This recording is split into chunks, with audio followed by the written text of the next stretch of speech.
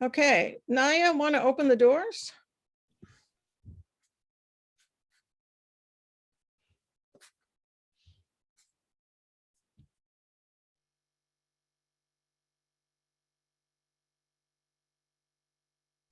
Welcome, everyone. We're going to start in just a few minutes. Please take a look at these directions. We'd like you to rename yourself and add your organization, your city or town, and your pronouns. You can do so by going to participants, clicking on your own name, then clicking rename. So if you could all do that, that would be great, because then we can all see who's here. And it's also good for security. If you have a technical issue, please contact tech/Naya in the chat. Also, if there are any issues around any problems or disturbance, please also message tech/Naya. We'll just wait for a minute.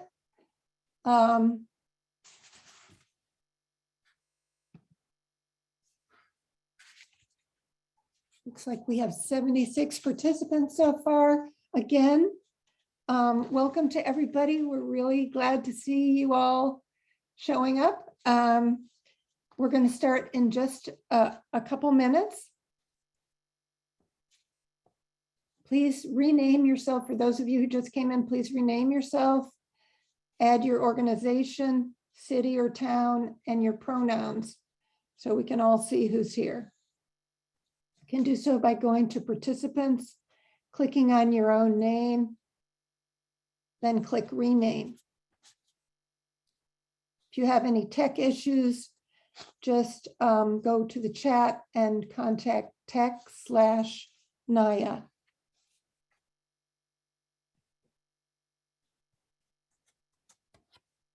We're also using the chat to gather questions for the speakers.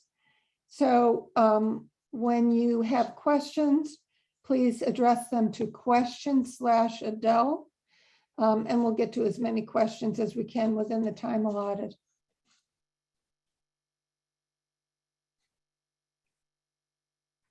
Please alert Naya if you observe anyone acting in a disruptive way.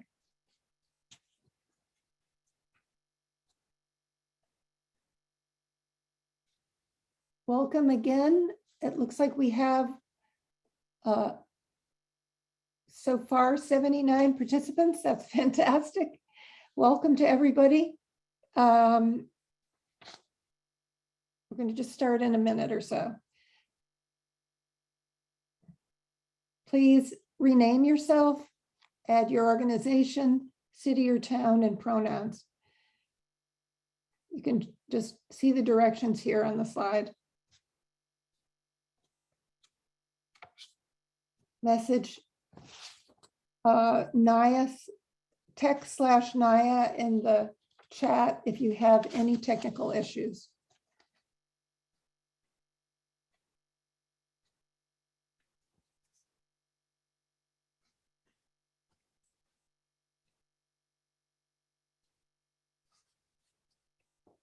I think we can move to slide 3.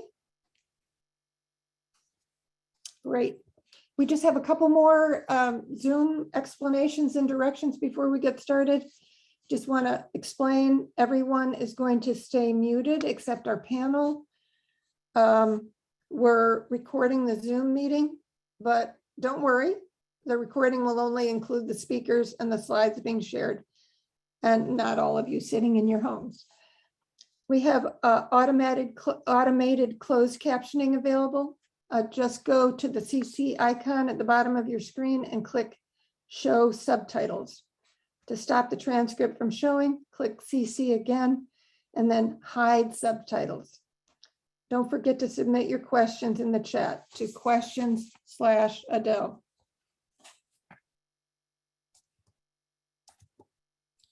Now, it's time to get started.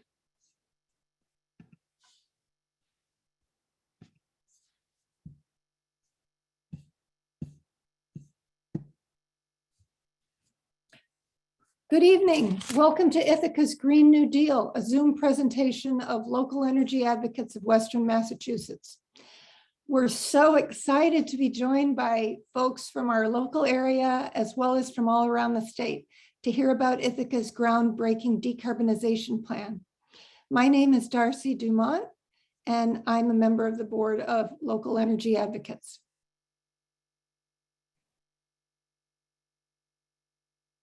Next slide, please. Thank you. We would like to thank this evening's endorsers: Climate Action Now, Mothers Out Front, Amherst and Northampton chapters, Massachusetts Climate Action Network, and Grow Food Northampton. Next. Oh, that's the correct slide. Thank you. I'm going to take just a moment now to tell you about our host tonight, Local Energy Advocates of Western Mass. LEA was created in 2021 to generate ideas and accelerate the implementation of plans to reduce greenhouse gas emissions from the energy sectors in Western Massachusetts, to increase the resiliency of our local energy systems, and to support the upcoming joint intermunicipal electricity aggregation. That includes supporting many kinds of projects similar to those being planned by Ithaca. Local Energy Advocates places a high priority on projects that promote environmental justice, and it intends to raise funds and engage in partnerships in order to accomplish our goals. The founders of LEA were among the initiators of the upcoming joint intermunicipal electricity aggregation among Northampton, Amherst, and Pelham, which will prioritize reducing greenhouse gas emissions. Membership in LEA is open. To join or make a donation to LEA, just go to our website, localenergyadvocates.org. Here's a quick agenda for the evening Zoom. We'll hear from our speakers for about 20 minutes each, and then open to questions. Ariel needs to leave at, Ariel is not leaving at 8, so we'll be taking questions for all 3 presenters, and we expect to close at about 8:30. Now, moving on to the main event. Our first speaker will be Dr. Luis Aguirre-Torres, Ithaca Sustainability Director and creator of Ithaca's groundbreaking efficiency retrofitting and thermal load electrification program. Prior to joining the city of Ithaca, Dr. Aguirre-Torres spent 12 years assisting Latin American countries develop innovation and climate change legislation, and providing technical assistance for long-term climate change and climate justice projects. He's the founder of Green Momentum, a market intelligence and innovation firm focused on climate change and clean technology, as well as Clean Tech Challenge and Clean Tech Labs, the largest clean tech and hard tech business incubators in Latin America. Since 2010, he led an ambitious climate justice program in Latin America, for which he was recognized as Champion of Change by President Obama in 2012.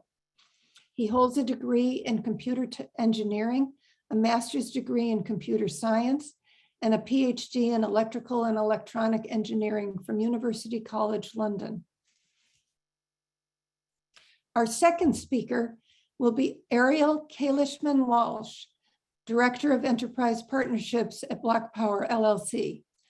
BlocPower was chosen as project manager for the Ithaca program. It's a Brooklyn-based climate technology company rapidly greening American cities. Since its founding in 2014, the company has completed energy projects in over 1,200 buildings and delivers results ahead of schedule and under budget. The company is backed by some of the world's top investors. Claire Doyle Dowd, BlocPower Director of Policy and Community, will also be assisting to answer questions. Now, without further ado, Luis, please unmute and begin your presentation. Andra Rose, who is also on the LEA board, will be the timekeeper. Thank you very much. First of all, it's a pleasure to be here. I really, really appreciate this opportunity to, share with you everything that we're trying to do in the city of Ithaca. I have some slides, but before I start, I just want to say that what we're trying to do, both you and us here in Ithaca, it's very difficult. We're to do something that nobody has attempted before, and there is a need to think about it in a very different way. New type of partnerships need to be created. We need to look at finance in a complete different way. We need to look at technology in a way that benefits people and not just innovate for the sake of innovation. So a lot of what we're trying to do is innovative, but for the same reason, in all likelihood, it's not perfect.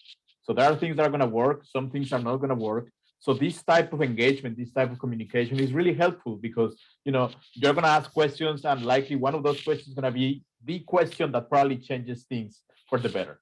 So please don't be shy. And also when I present, I tend to speak very fast. I have an accent. So just interrupt me, scream really loud, do whatever you need to do to stop me, and I'll be very happy to start from the beginning or repeat things. And if not, well, that'll be fun too. So I'm gonna start sharing my screen, and I just need I don't know, somebody to give me thumbs up saying that you can see this. Perfect. So once again, my name is Luis. I'm the Director of Sustainability for the City of Ithaca. When you work in sustainability, the one thing that we need to be conscious of is that we're doing this for people. We're doing this so people can have a better life.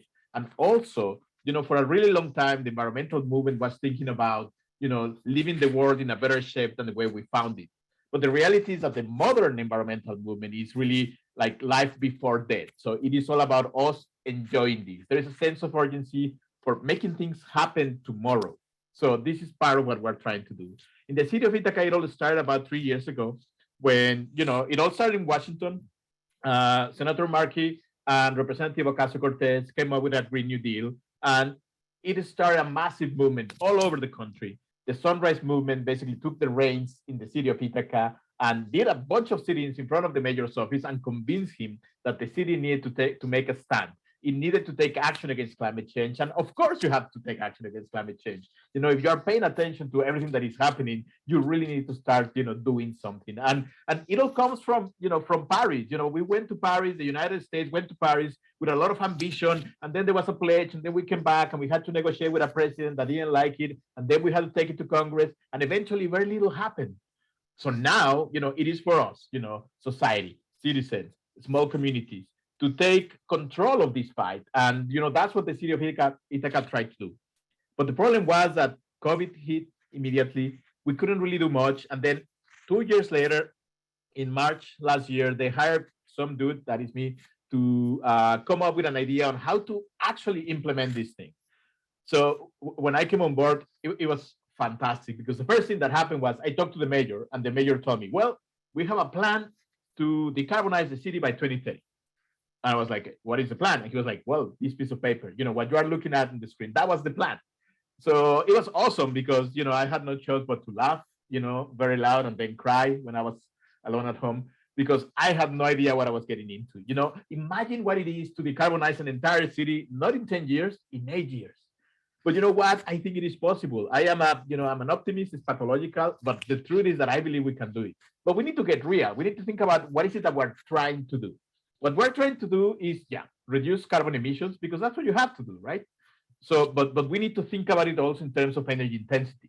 We need to reduce the amount of energy that we consume per GDP unit, but we also need to look at carbon intensity in energy.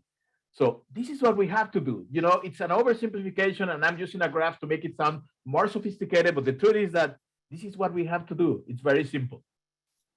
But now, we are in the state of New York, and that is cool, because the state of New York is actually trying to, compete with California. I am very sure that the two governors, have a bet going on or something, because they're trying to do better, every time. And they're calling each other like, dude, I have this plan, you don't have it. And then he calls back and tells the governor in New York that we have something better. But the truth is that this is helping, because in the State of the State address in January, the governor basically committed to do things that this state had never even thought that it would be possible. Specifically, the governor committed to reduce 185 trillion BTU of end-use energy. That is like replacing 530 billion of light bulbs. It's just a crazy thing to try to do. But if we don't shoot for the stars, then we're not being realistic. So the city of Ithaca is realistic. We're shooting for the stars. We did some analysis and we figured that we have 400,000 metric tons of CO2 equivalent going on in the atmosphere. That is like 100,000 vehicles going at it, outside your house. That's the number of emissions that we have. But, we're a simple economy. So we can really identify the sources of emissions. 40% of our emissions come from buildings. And of that, a chunk of them come from energy use inside buildings for space heating. Some of it comes from water heating and other uses, but that's where things are. And then transportation, 40%. Passenger vehicles, heavy duty, off-road vehicles, but it's a chunk of the emissions. Then the grid, our electric grid in the case of New York is not that bad. At least where we are, we get about 80% carbon-free electricity. And then there is 5% that comes from waste, etc. But here comes the fun part. Try to sell a very aggressive strategy to transform the economy, to transform infrastructure at the same time that you're considering equity and climate justice to the city leaders, who have to eventually explain to everybody who voted for them that this is what we're doing. So we needed to really simplify things even further. So we started talking, okay, we're just talking about energy efficiency. We're talking about decarbonizing the electric grid, and we're talking about electrifying everything that we can electrify, and then, we're going to have to do some carbon capture and sequestration. The way we think about it is, if we do energy efficiency across all aspects of the economy, we can reduce 30% of the emissions. Think about it, if we do things just more efficiently, and it goes on everything, it goes to like the way we use vehicles, the way we use water, the way we use electricity. And if we were to electrify everything that can be electrified, and this is interesting, right? Because I think in the planet, the energy stock, only about 65% can be electrified. For the rest, because of energy flow or energy density, it's going to be very difficult. So we need low carbon fuels. But in the city of Ithaca, at least, we have about 85% of the energy use can be electrified. And that would lead to a reduction of 30% of the emissions. So if we were to decarbonize the grid, and make sure that all our electricity comes from carbon-free sources, then we can reduce another 20%. And then we're 80%, close to our objective. Then, it's about technologies that still need to mature, need to be better and cheaper and more affordable. But once they are, then we have a plan, It's an oversimplification perhaps, but dude, you need to start with a plan. Otherwise, you're never going to do anything. So then how do we put these, in terms that people who are not involved in climate change or energy can actually understand and follow? So, okay, so we're talking about energy efficiency. We're talking about these. We're talking about our homes being thermally efficient, cool during summer, warm during winter, but in general, it means that they're better built. And we need to look at these houses because in our case, and I think in yours, it must be even worse, in our case, we have homes that are 200 years old, 150 years old, and these are very difficult to retrofit. Then we need to think about circular economy. We need to think about, instead of thinking about waste, we need to think about materials and resource materials recovery, right? We need to think about it in a very different way. And we need to get people to stop riding single passenger vehicles and start using transit or bikes. And then when we talk about electrification, we need to start thinking about, okay, I'm going to take space heating systems, water heating systems, and I'm going to replace them with heat pumps. And it's super cool to cook with natural gas or propane. But the truth is that, you are inhaling all of that. Air quality, if you do that at home, is not going to be great. So we can also replace those with induction range. And then, the way you dry our clothes, we can do it with an electric dryer. And here is where the discovery begins, because if you start thinking about the benefits of co-deploying all of these, then you can see that if you were to deploy a heat pump for drying your clothes, the type of electrical infrastructure that you need at home, it is exactly the same one that you need for an EV charging station. So wow, suddenly we're finding these economic benefits of co-deploying all of these technologies, because then if we look at solar, co-deployed at the same time that we put heat pumps out there, then we start thinking, okay, that way we are reducing the dependency that we have from the grid. So it becomes really interesting because we were thinking about buildings being 40% of the emissions in the city. But when you start thinking about these, and probably we can put rooftop solar and we can use energy storage, then you think buildings alone, addressing these with buildings can take us 50% to where we need to go. But then if we start taking this more seriously and we start thinking, okay, we can electrify transit, we can electrify refuse trucks, we can really take on all that is very difficult to electrify.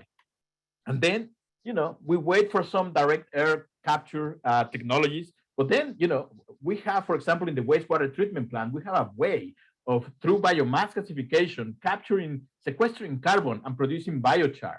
And you know what? In the process, we can actually produce hydrogen. We have a project right now going on where we're doing that. We're actually taking advantage of the organic waste that we have, and we're producing biochar and hydrogen. But here's the thing, it's difficult to do this if we don't think about it in terms of equity. We need to think about everybody who needs to benefit from these activities, because we're doing it for the people. So at the end of the day, we need a climate justice program. In the city of Ithaca, we have something we call Justice 50, which means that 50% of the benefits need to be redirected to disadvantaged communities. And we're talking about 50%. And the best way of looking at it is we're going to be retrofitting and electrifying every single building in the city. But now think about, we are never going to be able to be working on a moderate income building if we are not already working in a low income building. That's the way you keep things fair. It's going to be hard. It's going to be expensive, but it's the right thing to do. We need to have a plan. We have a climate action plan that actually serves as a climate risk disclosure, which, I'm going to let you in a secret. If you do that, you can actually bond and borrow money for much less. So, just so you know. Anyway, we are also redefining the way we engage with the community. We are not doing consultations anymore. We are doing democratic engagement of the community. We are coming up with solutions. We're implementing solutions, and we are hopeful that we're going to have a participatory budget that will help us implement solutions that the community can create, manage, and implement themselves. We're addressing workforce development because, oh God, this is hard. Think about everything that needs to happen. Every single building in the city is going to have something different in 10 years. So what that means is that somebody had to do that. And then we're going to create so much waste. We're going to have, all of these materials to recycle, to reuse, to identify, and then see if we can have a secondary market or a new life for some of these things. So, workforce development is going to be such an important issue in this strategy to decarbonize the entire country.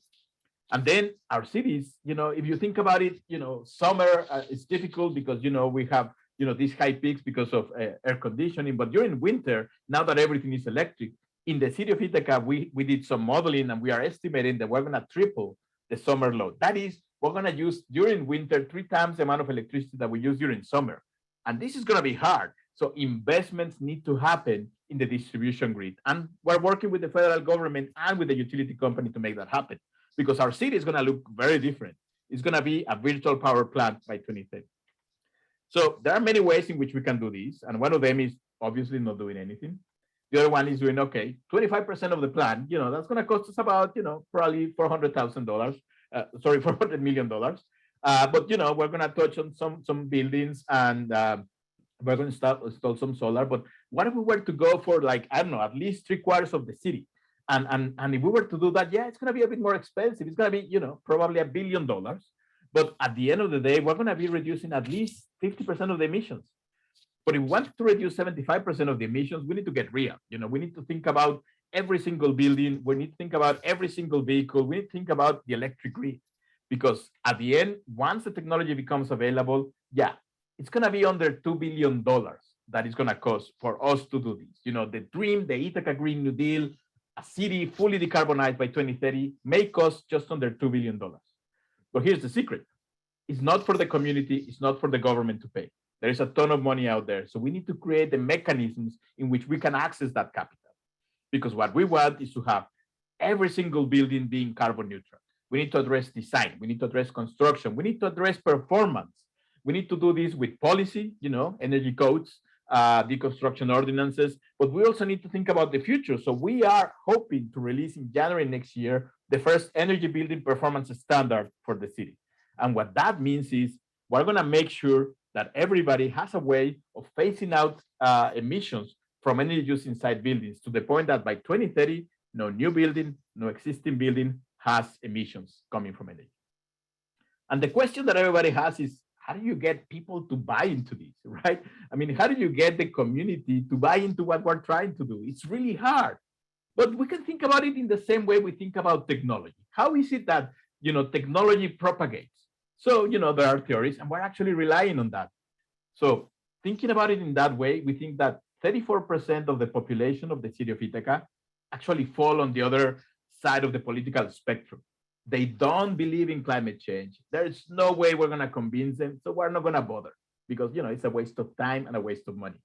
But, we have about 15% that already own Teslas, that are already doing this. So, that's my low hanging fruit. Actually, that is my field of dreams. We're going to have them come in because we have something to offer.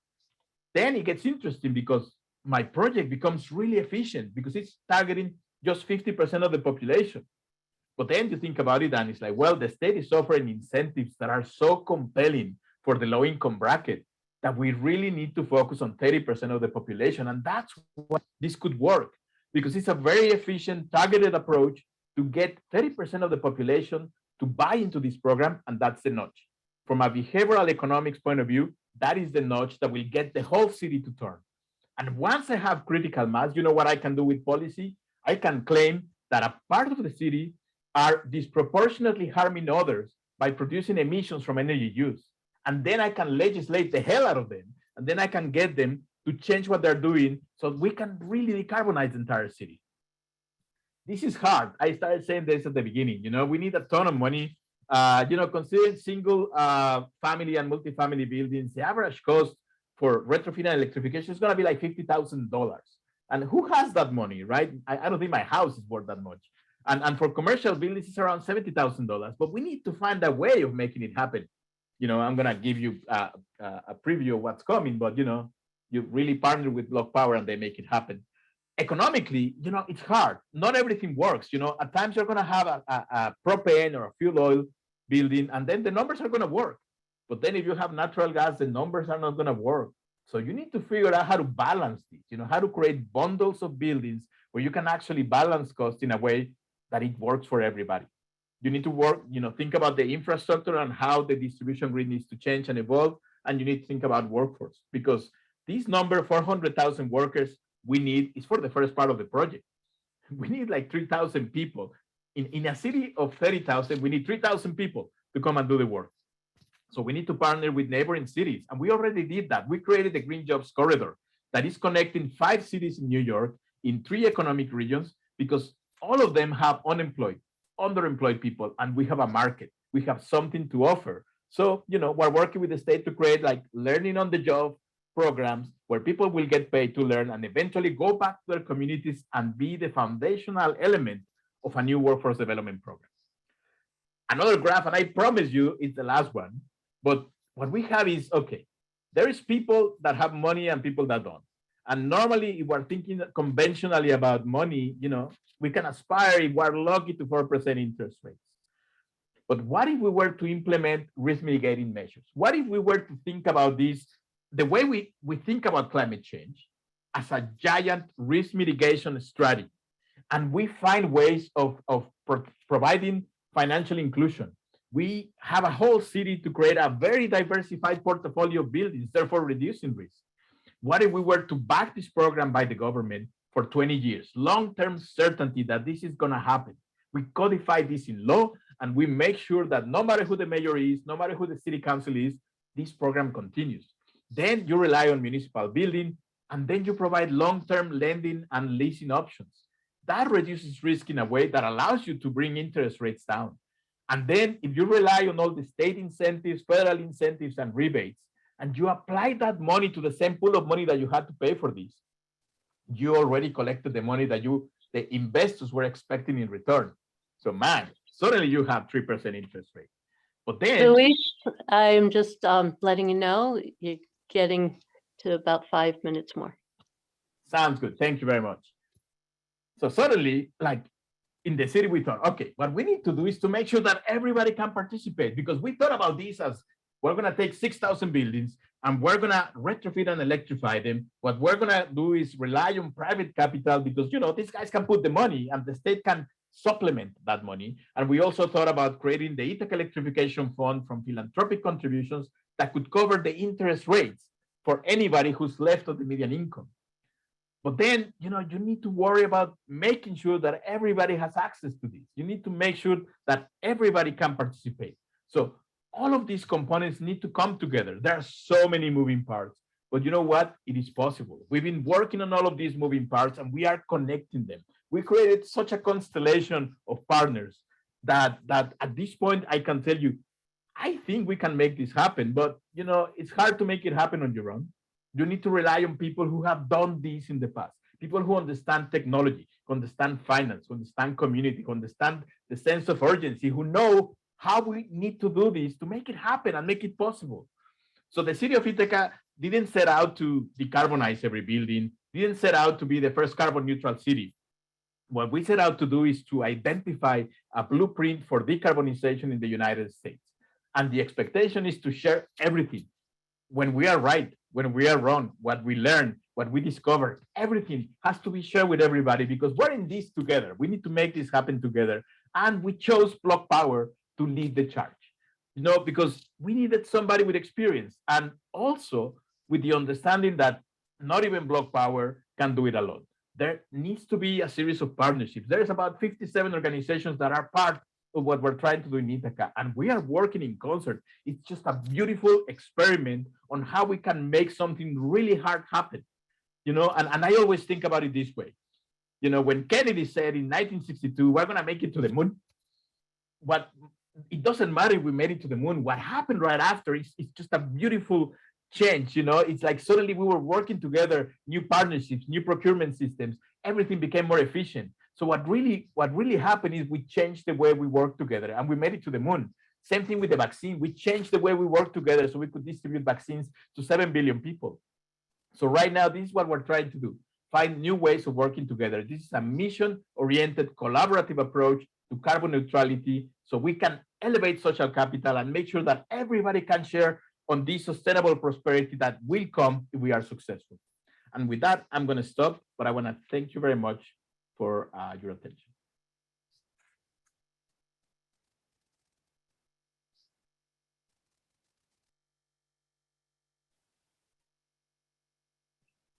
Thank you, Luis. We are going to move right on to Ariel Kalishman Walsh. Thanks, Darcy. And gosh, I do not want to have to follow Luis on another presentation. He is so fantastic. I wish I could invite him to take my deck over. I'm sure you guys would enjoy that as well. Thanks so much for having us tonight. Claire and I are really thrilled to be here.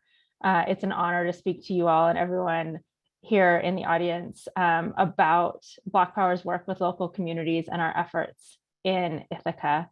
Let me get my screen up and get started. I know that we don't have a ton of time tonight, so I want to make sure we're moving forward. Can you see my screen? Great. Thanks. So I want to start off, normally I start off talking about BlocPower, but I want to talk about BlocPower in Ithaca and the Electrify Ithaca program. I won't go through all the details here because we just heard such a great presentation from Luis about the two-phase program to, well, the Ithaca Green New Deal, which is much larger than just the Electrify Ithaca program, but the Electrify Ithaca program, which will decarbonize 6,000 buildings in 2 phases. I just want to take a moment and note what an enormous deal it is that Ithaca made this commitment, the first of its kind, showing this political will that's really necessary to address climate change. The leadership of the city, including, of course, Luis and the vision of the Common Council, the mayor, and the drivers of all of this, the citizens of Ithaca, what they've shown is really remarkable. And we also know that there's a number of other cities and communities out there who are ready to make similar efforts and take similar risks, especially in Massachusetts. We also know that cities, which have a lot more flexibility than the federal government, are the ones that must lead on climate. So we're really excited to talk to everyone here today. BlocPower is going to partner with the city to bring together the resources needed to make the Electrify Ithaca portion of the Ithaca Green New Deal possible. We're going to bring our turnkey approach that partners us with contractors, community-based organizations for workforce development, and others.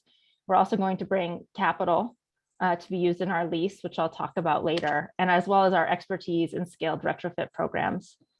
We're going to work with Ithaca to address emissions, create jobs, and make it all affordable and accessible using scale to keep costs and risk low. BlocPower's mission is to make buildings smarter, greener, healthier, and more profitable. We do this by reducing fossil fuel consumption and pollution in building energy systems.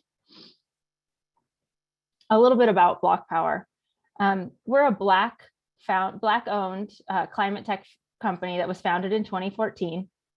We're focused on greening and modernizing residential and small commercial buildings, and we have over 1,200 projects completed to date. We develop, implement, and finance energy efficiency and electrification projects. To complement our focus on electrification, we have software to bring these benefits to low-income communities. We offer a lease that means customers can get energy savings improvements at no upfront cost. We have an equity lens that also led us to offer community mesh Wi-Fi programs and dedicated workforce development programs. Our partners in our work include utilities, government organizations, and private capital providers. We found success in electrification because there is so much work out there to do, and we've been willing to roll up our sleeves and experiment and take some risks. A little bit about US buildings. They're inefficient and unhealthy. You probably know a lot of this. They're inefficient, they cost a lot to operate, they're less comfortable, they waste an enormous amount of energy. Only 8% of all US buildings currently use air source heat pump for space heating. The pandemic has also shined a light on the health issues that outdated building equipment can cause through lower indoor air quality. Because of that, it's really important that building efficiency and electrification retrofits don't start with the wealthy. I think we saw Luis's fantastic adoption curve, which provides a lot of inspiration, knowing there's the low-hanging fruit and there's the people who will be compelled to change through legislation.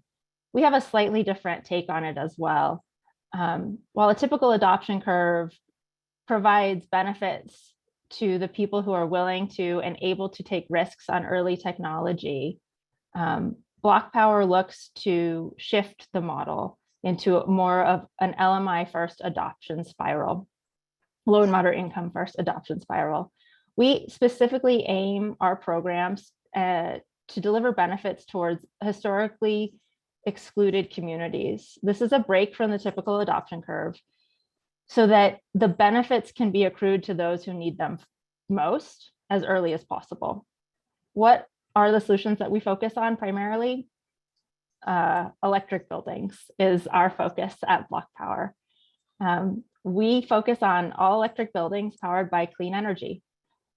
These solutions address health impacts, they address barriers to equity, they reduce risk from climate change, they create jobs, and we're able to work with a range of federal, state, and local policies and programs to capture incentives and lower project costs. It's a lot to look at, and something else gets in the way of capturing all of these benefits: the individual project complexity. I'm guessing that there are some people on this call and on this presentation who have experience with building electrification and probably can speak to the complexity of completing a building decarbonization project. There's a lot of fragmented players. There can be 6 to 12 players that an individual property owner needs to deal with in order to complete a building decarbonization project, should they be educated on the available technologies and committed to the issue. They would have to coordinate parties like the government incentive provider and permit issuer, the utility incentive provider, the engineering design necessary, construction contractor, the lender in order to capture, secure financing, and then also to secure equipment purchasing. That's assuming that you can find stakeholders in all of these areas who are committed to building decarbonization as well. It takes a lot of time, it is very fragmented, and it adds unnecessary costs, reducing the profitability of these projects and reducing the ability for property owners to engage in them. So what BlocPower does is deliver a one-stop shop solution for building owners by working with local partners in markets where we're engaged. The solution allows us to simplify the process for a building owner by acting as a central point of contact. We have proprietary software solutions that help us manage the projects and reduce upfront project design costs. And we have simplified financing, which is a benefit to the property owner by keeping it in-house, and it allows us to eliminate upfront costs and structures our payments to match projected savings. A little bit more about our lease. Our lease covers the building analysis and energy savings plan, the installations of our energy savings equipment, a low-cost preventative maintenance of the leased equipment with 2 times a year maintenance included, real-time equipment monitoring through our Internet of Things enabled devices that are installed with our equipment, and equipment remote controls. The benefits include no money down, which means we pay for your upfront heat pump and clean energy equipment installation, low predictable monthly payments, don't vary based on energy costs, a 15-year performance guarantee, regular maintenance included, and crucially, as an equitable issue, we have no lien on the building. In some communities where residential PACE is available, this has been a predatory offer that has caused some people to even lose their homes. And that's not something that BlocPower is interested in. So we don't add debt to the property owner's balance sheet. We have a 15-year lease, which can be transferred with ownership of the home. Our lease can cover many different types of technologies. While air source heat pumps for space heating are our specialty, technologies have to go beyond heat pumps to meet the needs of individual building owners and to fully decarbonize entire cities like Ithaca. So when transitioning off of fossil fuels, obviously energy efficiency measures are really necessary. We want to make sure that we're sealing homes, providing insulation, and right sizing the equipment so that we're not over energizing space heating and heating the surrounding communities. We also encourage property owners to use solar or engage enroll in community solar subscriptions to help control electricity costs post decarbonization. And decarbonization also means the inclusion of induction stoves, which provide improved indoor air quality, electric vehicle charging, and battery storage as well. It depends on the needs and requirements and desires of a property owner. We partner with a range of local companies to help meet this range of technology needs. And we meet the needs of any individual property owner based on their budget and desires. How do we scale from individual property projects to full-scale programs like the ones in Ithaca?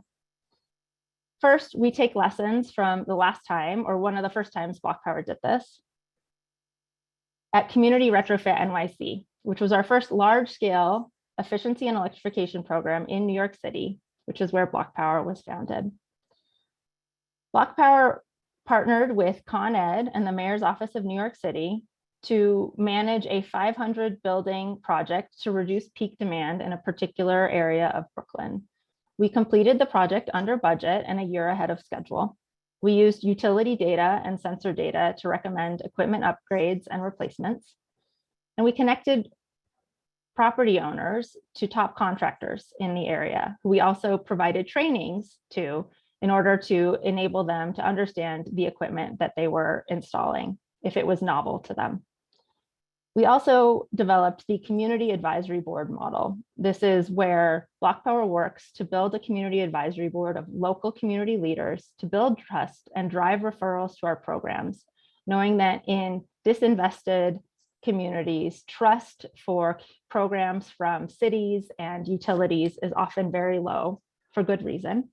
And finding champions within the community to speak to the trust that they can have with BlocPower is very helpful in speeding up the flywheel effect of adoption for these programs. A little bit more about how BlocPower works with communities and our Community Advisory Board, which launched with the Community Retrofit NYC. In Ithaca, one of the first things we're doing is forming a local community advisory board, like we do when we enter new markets. We're working with Luis and his team to speak to local community members, hear their thoughts on the program and their concerns, who they trust and don't trust in the community. So far, we've spoken with almost 100 people. The tour has helped us start to envision what the Community Advisory Board will ultimately look like. It will involve planning meetings, partnering on events, referrals, providing direct and indirect introductions. When we start outreach, we'll need a range of solutions to enable our program as well. One of those includes our proprietary software. We have data analytics and city scale software that allows us to provide city leaders and program managers like ourselves or others to look at buildings at scale and understand the mix of technologies that will be needed and how to prioritize the properties first in need of retrofits and the ones that will be better to look at in 5 or 10 years down the road. Maybe they recently received a very efficient gas furnace and they're not ready to convert to electrified HVAC. So we'll note that in our software and make sure that we connect with them in 5 to 10 years when it's more appropriate and cost effective for them to consider a retrofit. We look at what impacts can be so we can find the right partners to maximize carbon reductions and ensure that the underlying infrastructure can keep up with the changes that we're implementing on a project by project basis. The same data that we use to provide city scale analysis of buildings can be used to better engage customers and streamline their experiences with BlocPower, with the Electrify Ithaca program, or with any program where BlocPower works. It provides instant building report recommendations for an individual property owner to understand what their retrofit prediction would be, what types of technologies they may want to engage in, and what it might cost. Beyond Ithaca, our ability to process and analyze data through our software is something that helps us scale our programs. And it serves policymakers and program designers and building owners in any city interested in working with us. Another tool. Ariel, we're at the 5-minute mark. Thanks so much. Another tool, and Luis spoke about this need, another scaling issue in this infrastructure transition is workforce. And I'm sure many of you on the call understand this. In Ithaca, BlocPower will be working with the city on the Green Jobs Corridor that Luis mentioned. We'll be employing many of the participants who get trained through the state programs. We've been committed to workforce development since our inception, and we see this transition, we see an added opportunity of the green energy transition as a chance to engage people from disinvested communities who have historically been excluded from high road jobs pathways. One example of this is our program in New York City, the Civilian Climate Corps. We have been tasked from the city of New York, the New York City's Mayor's Office of Criminal Justice, to train over 1,000 workers from communities that have been overlooked. The majority of the funds go directly to participants for a 6-month paid training and apprenticeship. Participants in this program have installed Wi-Fi in public housing. They've installed electric vehicle charging stations and solar on roofs. They've trained and worked on HVAC conversions and in air quality monitoring. It's been very successful. You can see here our CEO and founder, Donnell Baird, and one of the participants, Joshua Krupa, speaking with Vice President Harris and DOE Secretary Granholm about the program. And we're really proud of it. And we see the workforce development as a key scaling issue for the energy transition in any and every community in the United States. So BlocPower works to deliver programs to meet cities' needs. Challenges local governments face, and Ithaca has some of these, but is addressing them in different ways, are that buildings in the US are inefficient, unhealthy, and in need of upgrades. Cities have ambitious greenhouse gas emissions reduction targets that really require engaging with existing buildings. Many cities are starting with new building codes, which is a great place to start, but it isn't enough with the replacement rate of buildings. Retrofits have been historically inaccessible to low and moderate income communities. There's a lot of unemployment, underemployment, and neighborhoods and families lack access to high-speed internet. So BlocPower provides solutions to all of these through our software, through our community engagement, through our workforce development, and our community mesh Wi-Fi. Finally, BlocPower works with cities in a lot of different ways. For electrification, we can start with a pilot, we can start with our software, or we can go to full-scale program. With Luis, as he mentioned early in the call, this is an iterative program. We're going to find ways forward. We're going to find ways to work together with the community, with a lot of stakeholders. He showed you that slide of all the different partners on the program that we're thrilled to work with as the program manager.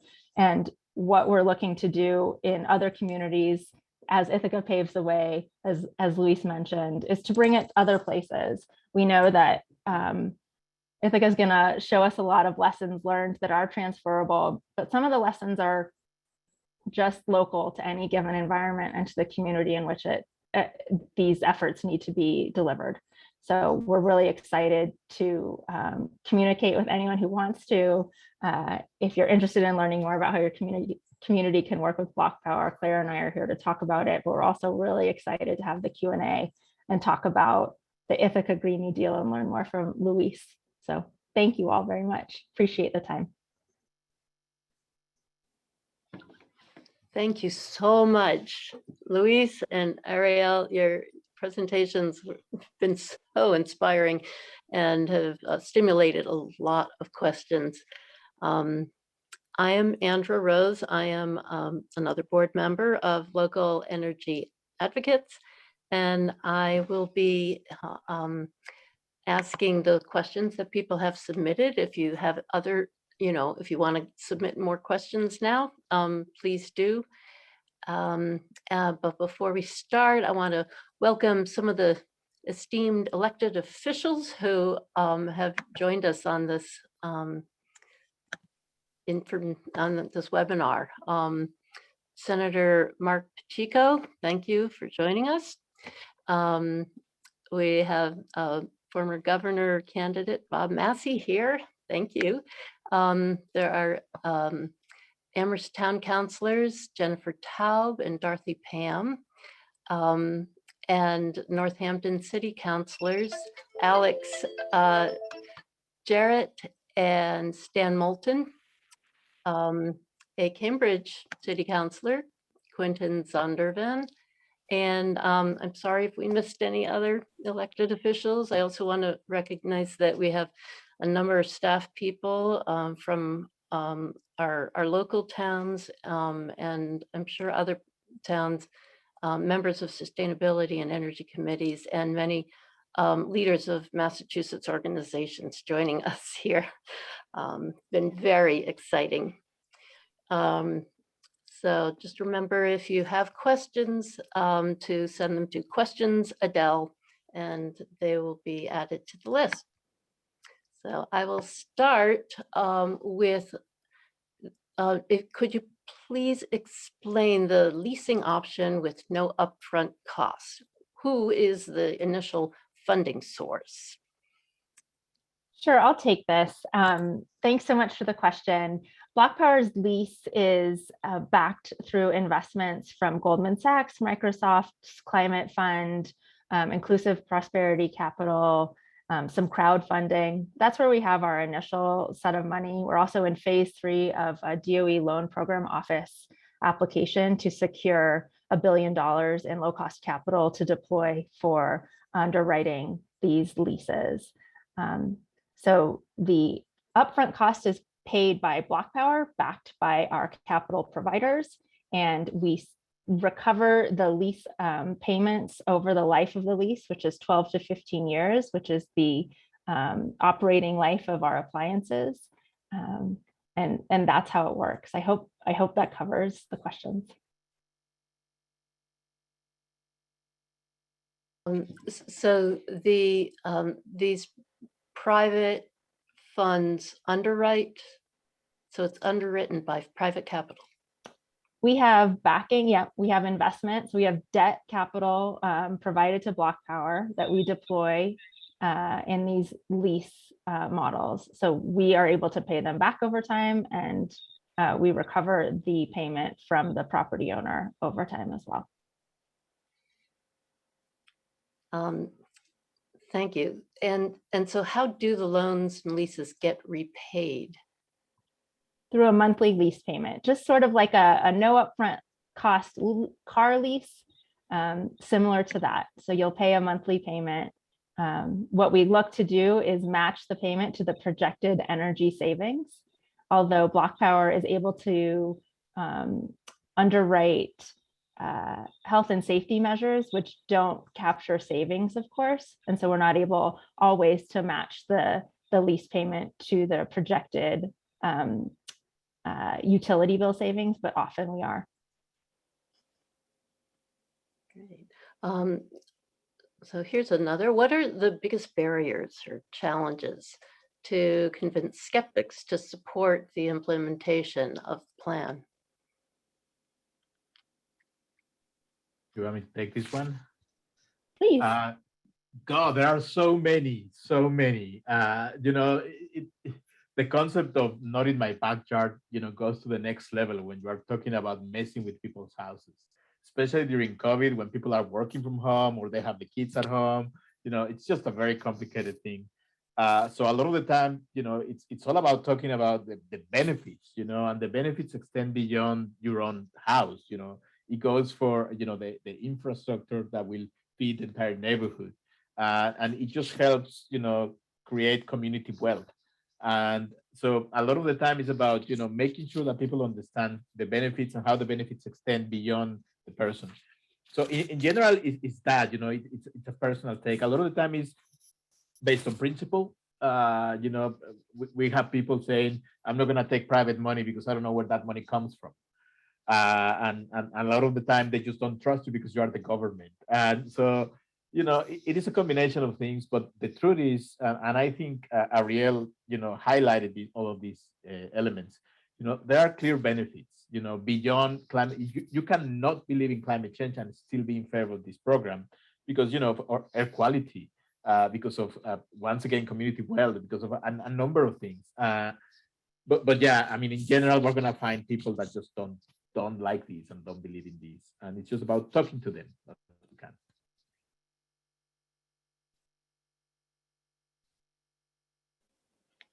Ariel or Claire, did you want to add anything from other settings that you've run into?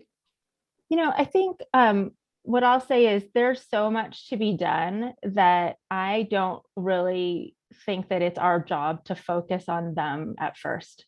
I think that serving the needs of the people who are ready to engage with this program is more than enough work to start. And once the benefits start to accrue, people will naturally be drawn to it, and naysayers will be proven wrong oftentimes. And I think that that's a fine way to approach a lot of this. Similarly to knowing that not every building is going to be able to be appropriate for a retrofit right up at front. And that's part of the reason why there are naysayers. Well, there's a lot of buildings that are, and let's start with those, and then let's iterate from there. There's so much to be done that it's not worth trying to find perfection. I think that the saying is, don't let perfection be the enemy of the good. And I really believe that here as well. Not that anybody who's a naysayer is an enemy, but just to be clear, I think just getting started is really important. So with electricity prices going up quickly right now in the Northeast, so how do you make the cost benefit analysis? How's that changing the cost benefit analysis of using electric heat pumps instead of gas? Is that challenging the model? I'll take a first stab at this, and Luis, if you'd like to follow up, I'd welcome that. Yeah, you know, I think the reality is anyone who says they know what's going to come is not being honest with themselves. And utility prices have always been variable. And one of the things that we can predict is that they'll go up on both fronts. And we know that the externalized costs of gas and oil are enormous. And just because nobody's explicitly paying for them with their bill, we're all paying for them. We know that gas is in many locations cheaper than electricity already. And so that's one of the reasons why it doesn't make a lot of sense to focus initially with the technologies and prices and incentive packages that we have right now on a full-scale press on gas conversions. So we look at the ones where the low-hanging fruit exists around oil conversions and propane, electric resistance heat, and the people who are champions and willing to pay a little bit more for their conversion from natural gas. And then knowing that technologies are gonna get better, technologies, maybe not better, they're gonna get cheaper, and our incentive packages are gonna get better, and all of that will drive the upfront costs down. And then we're pretty sure that gas prices are going to go up. There's going to be a lot of changes on that front, and we see that happening. And just because it's not happening in the immediate term volatility doesn't mean that it's not the likelihood. And again, I know I can't say everyone who predicts the future shouldn't predict the future necessarily, but I think that's one that we're all pretty aligned on. And so we're looking at that as a long-term trajectory. And so it will make sense in the long term, even though there's volatility right now in the short term. Luis? Oh, and exactly that, what she said. But the other thing is, rates, electricity rates, the way they are calculated and created today, it has to change. We need to have a demand-based rate. And if you do that, then the numbers start getting just much, much closer. I mean, right now, with the current cost of electricity and natural gas and everything, the numbers work for multifamily, the numbers work for commercial, for industrial. They almost work for single family on natural gas. But if you change the electricity rates to demand-based, then, then we have a competition. And then finally, you can have people thinking, okay, the right thing to do is this. So, but I think, I agree with Ariel, we're going to start with whoever wants to play. We're not going to beg anybody. We don't have time for that. We're going to work with those who want to play, those who see an opportunity, and eventually we'll let people come on board. Thank you. I just want to remind people, if they have questions, you need to send it to in chat to questions, Adele. We're not taking questions by raising hands. Okay, so what incentive is there for owners of rental properties to participate? We have a lot of rental properties in our area. Ithaca has an enormous number of rental properties. It's one of the highest, definitely in New York State. Luis, you can speak to the actual numbers. It's complicated in that split incentive is real. It improves the health of the home. It improves the value of the home. It reduces renter turnover. So there's a few issues right there that are upfront. I think there's some incentives to be captured if a property owner has to replace their equipment anyway, and they can reduce the upfront costs and secure upgrades and higher quality value and net operating income of their home. I think those are all positives from a property owner point of view. Luis, can you speak a little bit about the specifics in Ithaca? Yeah, we have 70% rentals in the city. And then we have a very funny thing because, out of the 70%, about a third don't live in the city. And of those, half of them don't live in the United States. So it's a very funny thing to try to find the building owner to negotiate with them. A lot of the time you have the tenant who's completely on board, and a lot of the time you have the building owner who's on board. But when you cannot find either of them because there are students and they're on a spring break, and at the same time the owner lives in Thailand, then it gets complicated. So once again, you use the approach to, I'll get whatever I can. In general, the city needs to do a bit more. For example, right now we're working on a tax abatement for building owners. So as long as they participate in the program, they commit to not increase the rent beyond inflation every year, and they benefit from a tax abatement that prevents the tax bill from going up for a period of time. So you're trying to address the needs of both, but you need to make sure that the benefits are passed on to the tenant, because a lot of the time the gas bill is paid by the owner and the electricity bill is paid by the tenant. So if you were to do this, then there's no gas bill, and then suddenly the tenant pays more. So you need to make sure that the building owner is taking on that, and therefore having a reduction probably on the electricity bill too. So it gets complicated, but it's a lot of fun too. And what about the temporary displacement of tenants while work is being done?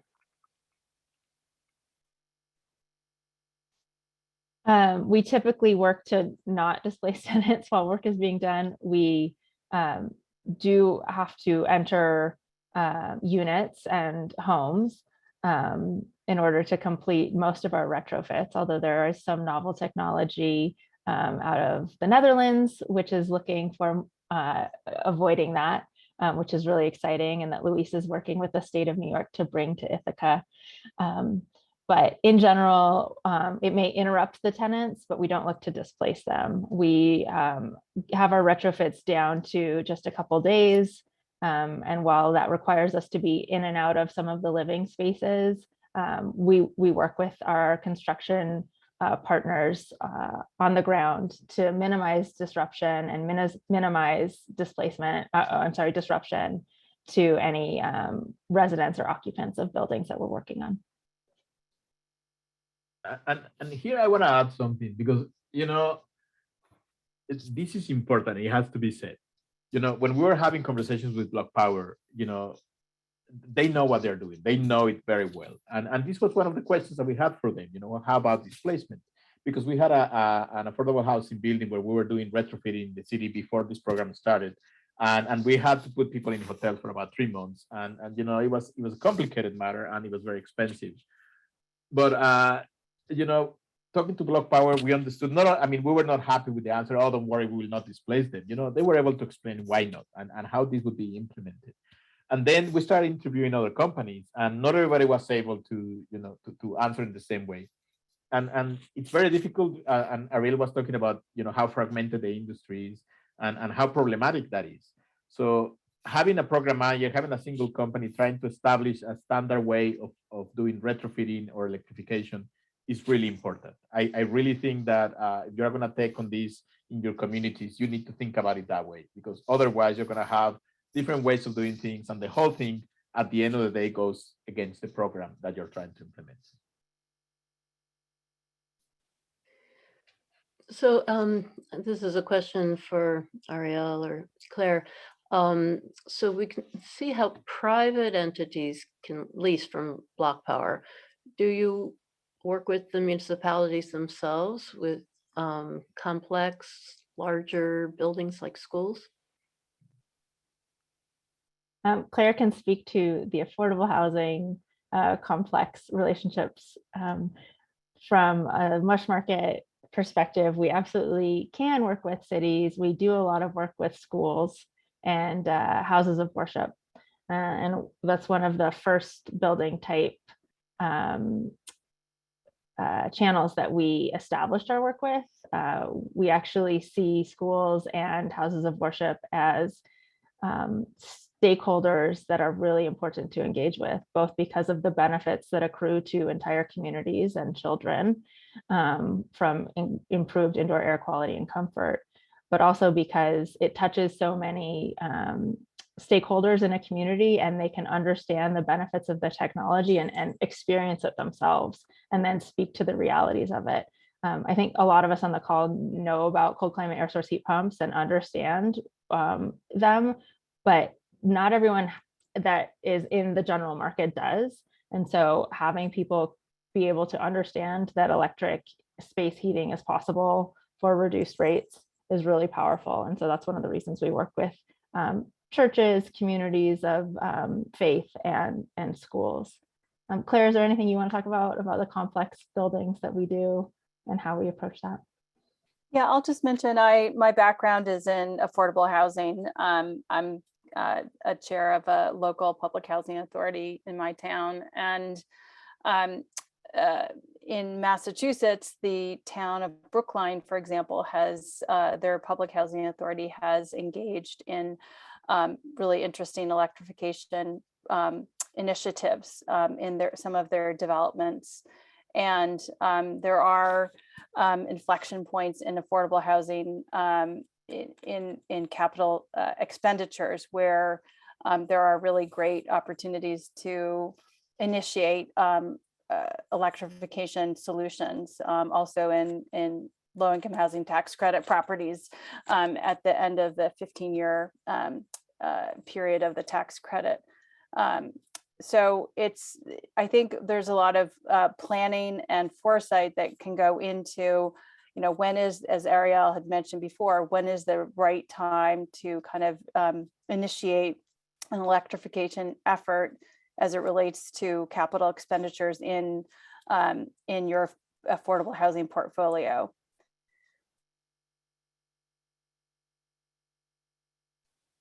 Thank you. So can you describe in more detail the Community Advisory Board? Will board members receive stipends, and how are they selected? Thanks. Yeah, we oftentimes create community advisory boards in phases. So an initial cohort of community advisory board members are selected based on a variety of factors. We speak with individuals who are interested. We've solicited applicants. We've also met with people in Ithaca and remotely. We've been recommended through our outreach to speak with other people. And so it's a lot of word of mouth. We've, of course, spoken with Luis and his colleagues in the city to get feedback on who an initial cohort of community stakeholders and leaders could be to provide introductions and host events, and who will evangelize for the program and who will take risks to work on the program, work with the program, perhaps as property owners themselves, who can then answer questions for other local interested property owners and residents, because that's really important. We can speak about it in theory all day, but really implementing it and then having people experience it and speak about it themselves is much more powerful. And it provides a real flywheel effect. Word of mouth marketing is more powerful than any other marketing on earth. And it is so important for us to get those champions in the door. And so the initial cohort of community advisory board members are a mix of stakeholders who are committed to the issue from an equity lens, from an environmental lens, who have access to property owners or groups of advocates and activists who will commit to speaking with property owners about the issue. We oftentimes do pay stipends. I'm actually not involved in this community advisory board, so I don't know what the commitment is, but I hope we are, because I think it is an equity issue and we absolutely need to address participation in these types of extracurricular activities and make them accessible to everyone, so that we ensure that through stipends. So I'm pretty sure we are. Yeah. Thank you. So Luis, in Ithaca, will the Community Advisory Board be an official town, city entity? And if so, did they get appointed? No. The advisory board is something that BlocPower has a lot of experience working with, and I think they understand very well that the type of people that they need to reach out to.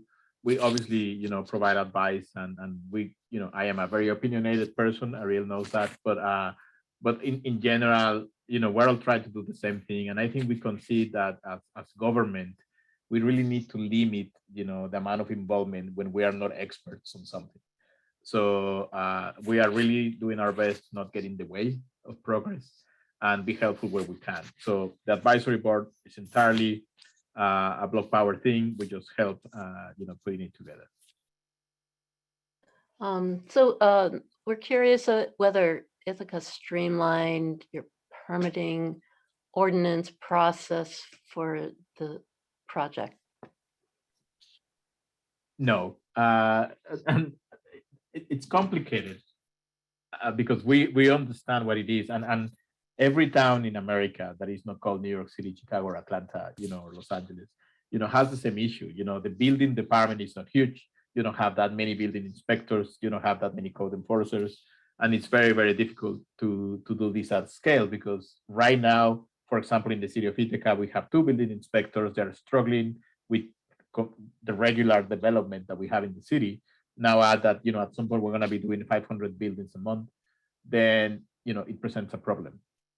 And also post-COVID is also different, because, the building department continued to work every single day. So they obviously had enough. A few people left. And this is the same problem that we're going to find everywhere. And we have been addressing this, and we're all trying to find a solution for that. Technology is an element, but I think there are other processes at the state level and at the federal level that need to be streamlined before we can solve this.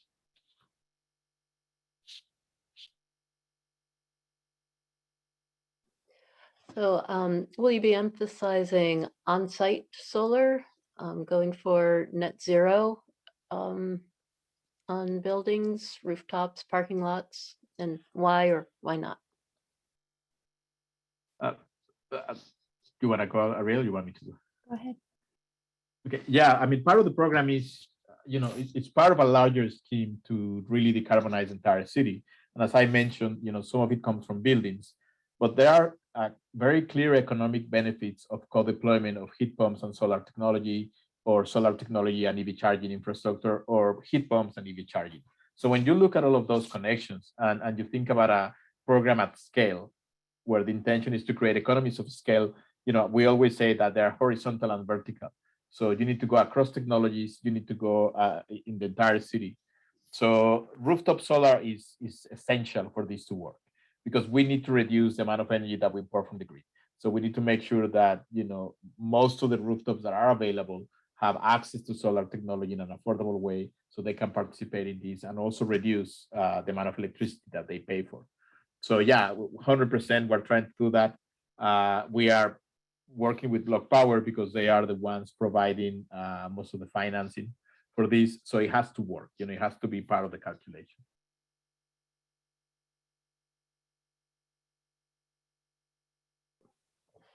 Another question for you, Luis. Can you describe the contract between Ithaca and BlocPower, the cost that the city of Ithaca has to pay?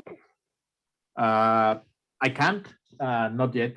But what I can tell you is that the RFP was very clear in terms of what the city needed, and BlocPower went beyond what the RFP was. And because, and this is when we realized that there was a need for a different type of partnership, because we were not looking for somebody that would meet every single requirement in the RFP. We were looking for somebody who could even tell us, your RFP sucks, the reality is this, and we need to do this. And BlocPower answered, like, we can do all that you want, but we can also do all of these things. So that actually informed the process in which, and it's funny because we announced this in November and we have taken this long to finalize the contract. But the reality is that we learned a lot from the interaction with BlocPower. And we had to, one of the hardest things for government officials, a local government, is to forget about your ego, and realize that there's people who do this for a living. So you don't have to know everything. You need to just pay attention, learn as much as you can, and let them lead you. Obviously, you need to develop a relationship of trust. So now that we had trust, after November, we met in December, we developed the trust that we needed. Then we started negotiations, and now we understand the type of contract that we have. So if you go to the RFP, which is publicly available, we're doing all of that. But we are doing extra things to make sure that we guarantee equity, financial inclusion for everybody. We're also making sure that we take advantage of, as I mentioned, the co-deployment of some technologies. And the city and BlocPower will enter also into a financial agreement that I cannot disclose yet, but at some point it's going to become available, and people could request it. So that's, you gave some good advice there. If another community wanted to start this type of program, how would you advise them to start? Well, I think, I don't know if any government in the US has somebody in the staff that can understand technology, policy, finance, community well-building, is an expert in community engagement, because if they do, that's fantastic. But the reality is that, as far as I know, nobody has it, including Ithaca. So you need to, surround yourself by experts, people that know this, that do this for a living. There are a number of companies doing this. We believe that BlocPower is the best suited to do this in Ithaca, but you will find a lot of experts, that can provide advice. So, some towns we have seen that they have issued, requests for information before they have an RFP. Some of them have, hired consultants. But the truth is, first, you need to make sure that you can commit to a program that is going to transform entirely your economy, your infrastructure, and it's going to make things different just by virtue of making them even, and fair. So that is the first level of commitment that needs to exist at the city council level, at the mayor level, or town administrator level. Once you have that, then you need to think about the implications. And if you don't know them, you need to inform yourself and then learn about that. And then you need to think about, you can structure a program like this. And at that moment, that's when you engage the BlocPowers. That's when you engage them, because they know better how to structure something like this. And they can tell you, because, for example, I wanted this to be done in 5 years, and BlocPower was like, yeah, it's more like 12. So we eventually understood why it needed to be more time than what we thought. So I think I would advise, for people to follow that. Identify the real commitment that you can back, and then eventually, start the process, and at some point rely on experts for this. I'll just add to that just briefly. I think that's a great description, Luis. BlocPower really started as an organization that is entrenched and focused on community organizing.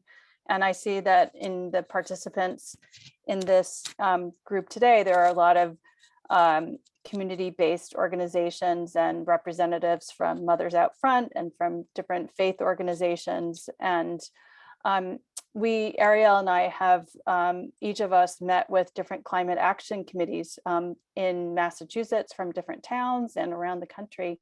And that type of local level setting and local initiative really is one of the best ways for communities to set their priorities and to define their mission, which is very much in line with BlocPower's vision of community relationships as the way of defining your mission and going forward in executing your mission, very much based on community organizing principles of relationship-driven outcomes of trust as well. Yeah, sorry, I just want to add, because I think what Claire said is very, very important, and I don't want people to miss the point. The truth is, we identified that without agency and trust, this is not going to work. The community needs to be part of the solution, need to be part of the implementation of the solution. And there has to be a new sense of trust, and that takes time. It has to be built. But once you have it, then we're talking. Then we're going to have something that can work. Thank you so much. You're really speaking our language. And thank you, Claire, for bringing up the community members who are here tonight. I wanted to let people know that we're going to open up the chat. We know that people have a lot of resources you could share with each other, perhaps an event that you want to let people know about, direct chat to a friend you see across the way. And so we're opening the chat now so that you can make your add to the conversation that way. Include links if you like to documents that you think are really useful to others. So we have time for 1 or 2 more questions. I think I will go to some of the larger issue in Massachusetts. Our electricity is still very heavily fossil fuel generated. A very fast transition to electrification might not mean the same thing as it does in New York. Can you just address that? And BlocPower could, you could talk about also in other states. I think Luis's thoughtfulness and approach to all of this, I want to give him time to speak to this as well, but BlocPower talks about turning buildings into Teslas or into, akin to the electric vehicle conversion. And there may be many people on this call who have EVs, but they know that they're charging it with electricity that's still fossil fuel generated. And so it's not perfect, right? I think there's a lot of pieces in this transition that need to be addressed. And BlocPower is focused on that last mile conversion, that building electrification and decarbonization. The reality is that there are really complicated issues at play around decarbonizing the grid. I think we all were hoping for a clean energy performance standard, and hopefully that'll still come back. I think there's a lot that can be done around CCAs. I think there's a lot that can be done around community organizing around community solar, and those types of things, so that you don't feel disempowered when looking at investor-owned utilities and their slower plans to decarbonize, and knowing that pushing on those investor-owned utilities is a great investment of time, as well as engaging with municipal light plant providers. Luis, you've thought a lot about the grid as well. I don't want to put you on the spot, but the grid is a pain, man. It really is. You know, for really to achieve full decarbonization, of course, we need to change the way we generate electricity. So you can think about it, you know, you generate, you know, there's the transmission line, the substation, the distribution, the electrical panel, and the appliances. So now let's start in reverse. BlocPower is helping with that last mile, with the appliances, it's changing everything that we need. And then it's changing to also the electrical panel, and that goes to the little wire that connects to the pole. And that's the end, you know, that's as far as we go, because then it's for the utility to change that little wire, to change the transformer, the distribution infrastructure, and the substations. But what is it that you can do in that particular domain? You can deploy more solar, you can deploy energy storage. And when you think about solar, you can find ground-mounted solar, distributed community solar, you can have rooftop solar. And then you need to think strategically about on-site storage, which could be for residential and commercial, or as a non-wires alternative. So you can actually defer investment in the distribution grid. At the same time, there are opportunities to do community choice aggregation that would allow you to procure, you know, 100% renewable energy. And there are new frameworks that, for example, we're working on, which is the 24/7 carbon-free electricity framework, which is not only about getting RECs and procuring electricity, it's about a time-stamped kilowatt hour that is produced from a clean source at the same time that it's consumed in the city of Ithaca. And that requires a lot more than just procuring RECs, but it is something that we're working with at least 5 different companies right now. But all of this goes to that part, that domain. Then you go back to the transmission side, you go back to the generation side, and then things need to change. So a clean electricity standard is absolutely necessary. We're gonna get there eventually. But I think the key to this whole thing, at least for me, is don't think about it in isolation. All of this is part of a giant puzzle that we need to assemble all together at the end. Thank you so much. We have reached the end of our webinar. I feel like we could go on for quite a long time asking the rest of the questions. Perhaps we could consolidate them and send them to you and distribute your answers after we're done here, if you're willing. And I just really grateful to all of you for inspiring us to do some very bold work like you're doing. I want to also thank Climate Action Now for sharing your Zoom and your fabulous tech team, Irving, Naya, and Carol. Also want to thank Adele Franks, my fellow LEA board member, and Russ Vernon Jones, who are behind the scenes collecting and sorting questions. And now, could you put up the last slide, Irving? We particularly welcome any Western Mass participants to join local energy advocates to discuss what we've learned in this amazing presentation. Our next meeting is in 2 weeks, Tuesday, March 29th at 7. And we'll send a follow-up email to everyone who registered with the recording and perhaps a link to the chat and all those wonderful resources that people have been putting in, and the link to our next meeting. So if you want to be on our mailing list and didn't indicate that when you registered for this, please contact us through our website. And thank you all so much for joining us tonight.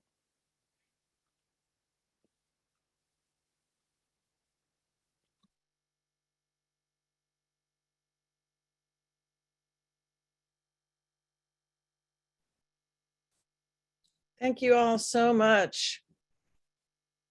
Have a good night.